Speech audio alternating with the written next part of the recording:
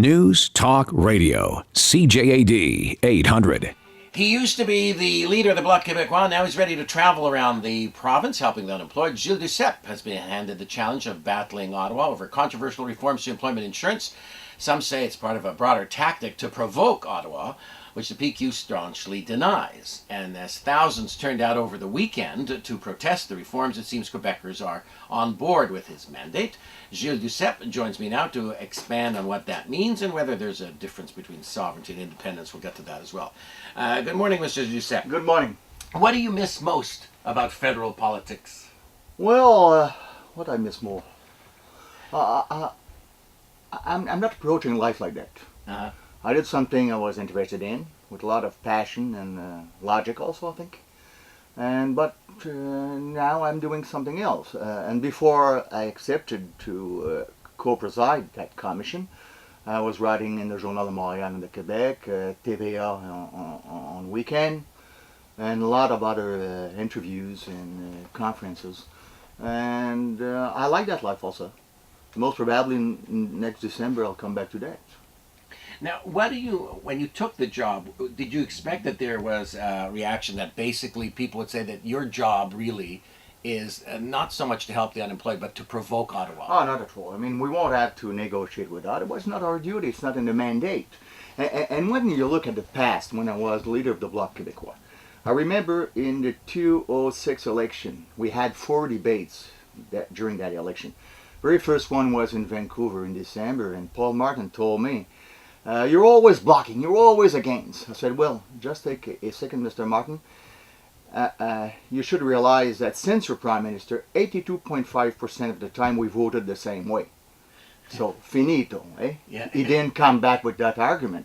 The other example, I'll give you 2 other examples. The only party which supported Stephen Harper's budget was the Bloc Québécois twice, because those budgets were good. I don't mind if it comes from the NDP Liberal or the Tories. If it's good, it's good. If it's not, it's not. And when you look at the when happened that problem after the 2008 election, Layton and Dion came to me and we formed that coalition for the best interests of Quebecers and Canadians at the time. So I'm not like an agent provocateur at all. I was able to deal with people in Ottawa. And now we want to see what's the problem with the changes at the employment insurance, to distinguish the perception and the reality. We don't know. Sometimes people think something, it's not the reality.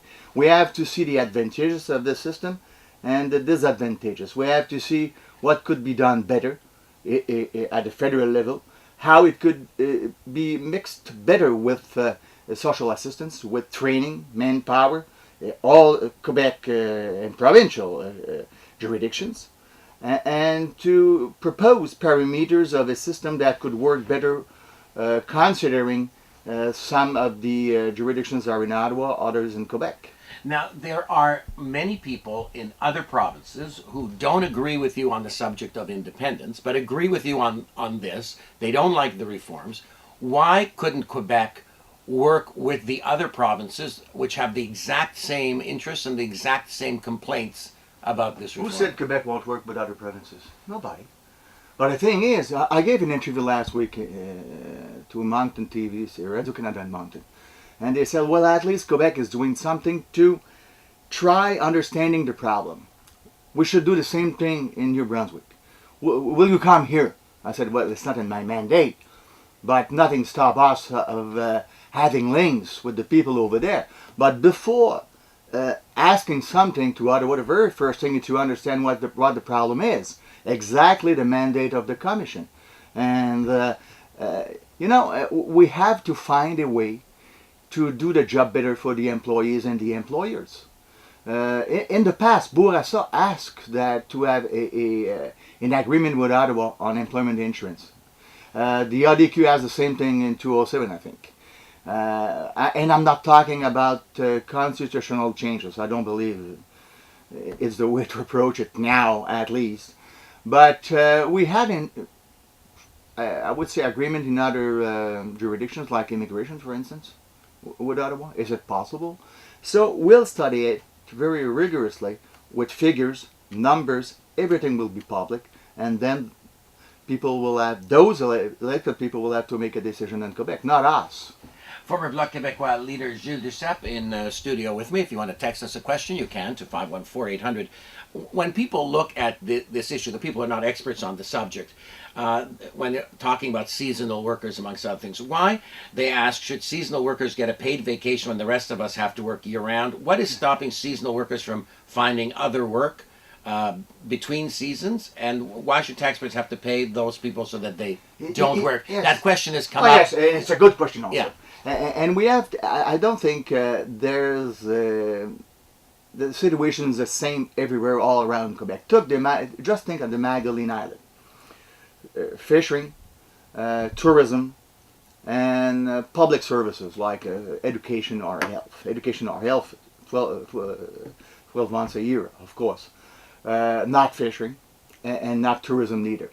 So, and impossible to find a job within an hour of travel at the same place. What should we do? Tell all those people, come in Montreal, come in Quebec, come in Gaspésia? But no one's telling them to do that. No. But the problem is, if they don't do that, if they don't have work, how do they live? This is a real problem. It happened in other societies like France, Switzerland, Scotland. They found that if the people are leaving those regions, then the regions will suffer because there'll be nobody to fish, nobody to receive the tourists after that. So what should we do? It could be different in Montreal. It could be different by sector. They're just like movies and cinema and culture. So how would you solve that problem? This is the mandate. Don't ask me to give the answer before we study the situation.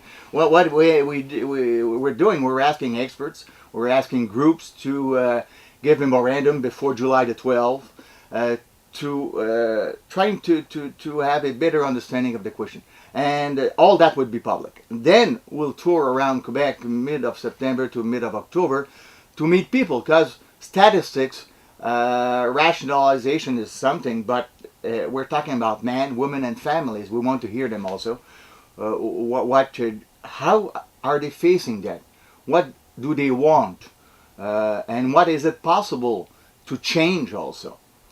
A lot of proposals will come, and then we'll make the report, and then I'll be happy to come after with a positive report to talk about it, but don't ask me to conclude before having studied it. You haven't come to the conclusion yet. Impossible. I mean, you haven't heard that wouldn't be serious. Okay, but I mean, you know what the government has proposed. Is there anything that you like about the government proposal?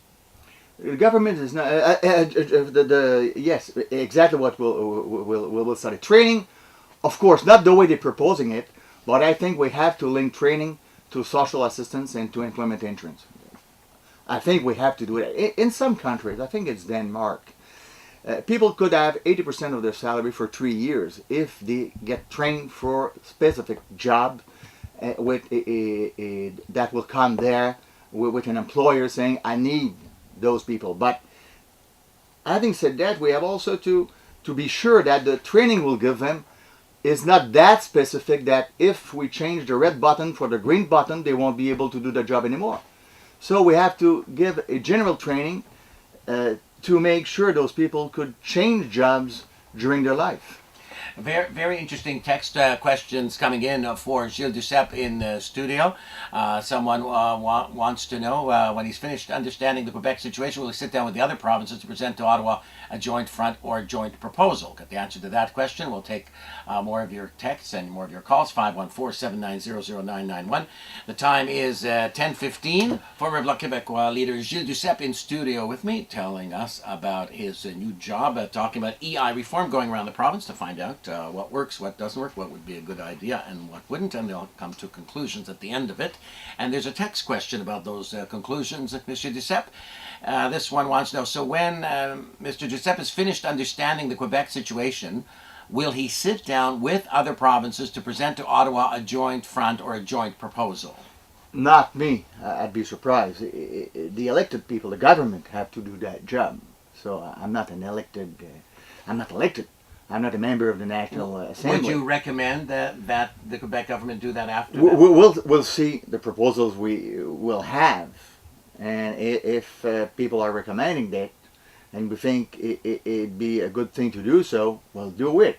But I would say that even before that, nothing stopped the government of talking to other provinces or other representatives. I know the union people are doing it. So you're saying the PQ could be discussing this with other provinces while this is going on? Yes, that doesn't stop the government to do so, but I'm not the one telling them what to do. The union's leaders are doing it. They're talking to leaders of the other provinces. So nothing stopped people of doing that job. This is one thing. But that doesn't mean that they will come to a better arrangement. This is exactly the work we have to do till next December. This texter has a suggestion for you before you start the tour, and he says, I think seasonal workers should be paid from the welfare system and not from employment insurance. Well, this is not at the basis of what we had when it was created in 1940. Important to know that. They're working and they pay for that. But if someone come with a proposal like that, with figures, and with the rational, we'll hear the people and we'll make, when we'll make our report, we'll take that into account. This text says, 3 weeks ago, Monsieur Duceppe, I saw you at an Italian restaurant at the World Trade Center. Did you order pasta or pâte, and do you think the language debate is hurting investment in Quebec? Well, I said I don't want to comment on any other subject till any other issue or event, as long as a commissioner. I'll come back in December, the job, exactly the job I was doing with the Journal de Montréal, TVA, and Journal de Québec. But I would say one thing is certain. Montreal is the only, I would say, true bilingual city in practice in Canada. A lot of people outside of Canada are supporting bilingualism, but there's more bilingual and trilingual people in Quebec. So it seems that some people are supporting bilingualism as long as the others are bilingual. Okay. All right. Will this one? This texter wants to know: will you be studying the provincial EI issues as well? The what? The provincial employment insurance issues and welfare issues. I mean, there's a link between welfare and employment insurance. We have to see that link, because when people don't have access to employment insurance, they go on welfare. So there's certainly a link, and a link with training also. Former Bloc Québécois leader Gilles Duceppe in studio, 514-790-0991. We'll get to the calls in a second. This texter says, anyone with half a brain knows this is a roadshow. The goal is to make the federal government look bad and Quebec a victim. No. What do you say to that? I mean, well, I can't stop people thinking that, if some people are thinking that. But one thing I know is, before judging, we have to hear the case. They should look what the commission will do. And if it's still their impression after that, they will see it. But judging before it happened is a great lack of rational, I would say. How long? The least I can say. How long is it going to take? Well, we have to produce the report for the end of November. So we'll tour between mid-September to mid-October. We'll tour, I would say, not tour between the mid-September to mid-October. And but we're meeting groups and experts till July, middle of July right now, and we're doing that. Let's go to the phones. Martin is on the line with a question. Martin, good morning. Yes, good morning. I remember I was in a demonstration with Gilles Duceppe and Paul Martin in '93 when they had the first major reform. At that time, 80% of all unemployed people received unemployment insurance. Paul Martin, I even spoke with him. He said he would bring it back the way it was in the '70s. Yet when Paul Martin became finance minister, I honestly thought that Brian Mulroney was still prime minister because they continued with the same program. The result was billions of dollars in surpluses. I wonder, where did those billions of dollars go? Because normally you put those billions of dollars in surpluses up there in order to... So where did the surplus go? The EI program had a surplus. Where did it go? Well, they went to the consolidated fund of the government, so they put it on the debt. At that time, we told Paul Martin that money came from the employees and the employees' pocket, not a penny from the government. And instead of using that money to pay the debt, they should go in the fiscal paradise, tax havens places, and they found a lot more money, and that would have been the best strategy to address the important question of the day. Former Bloc Québécois leader Gilles Duceppe heading this, being the co-chairman of this commission, finding out about employment insurance and the various issues. Stan was asking a question. He's saying that march was in favor of the status quo. Why the need for a commission? Yes, but it's something I think that we shouldn't forget is that the march of yesterday were against the reform. That doesn't mean they say everything was okay before. Identifying the problem is one thing, finding a solution is another thing. And I think one important document is certainly the Human Resources Committee majority report in 2005 in Ottawa. And that report includes almost all the demands of the unions and people who lost their job. And it was supported by the Bloc, the NDP, and the Liberals, and a large part of it was supported by the Tories. And at that time, they were criticizing Paul Martin. They want the $57 billion to come back in the fund. They changed their mind after that. we saw that. But we'll use that report, of course. But I think we have to identify correctly the problems and also find solutions to correspond better to the needs of the market. This texter wants to know, who are these so-called experts you're meeting? Experts in what? Experts in that economist. A lot of groups from the employers group, Conseil du Patronat, Chambre de Commerce, unions, and a lot of people wrote on it. Examples in other places around in Canada and in the world. Before I let you go, I can't let you leave the studio, Mr. Duceppe, without asking you this question. Do you think Quebec will be an independent country in your lifetime? Well, this is what I want. I hope so. And it's very tough to. I'm a Yogi Berra. Yogi Berra is one of my favorite philosophers. He said, I don't make any predictions, especially those concerning the future. But I know one thing. The history of humanity, there's a lot of things who are not surprising, but we're surprised that they arrive at a certain period. Like the Berlin Wall. It was not surprising that it was destroyed. But in 1989, who knew at that time? Who knew at that time? We didn't know. We didn't know. I'm sorry to hear that you don't predict it. Not surprising, but unexpected. Okay, I'm sorry to hear that you don't predict the future. Thank you very much, Mr. Duceppe, for coming in. 10:30 to time. Here he is, Andrew Popowski from the...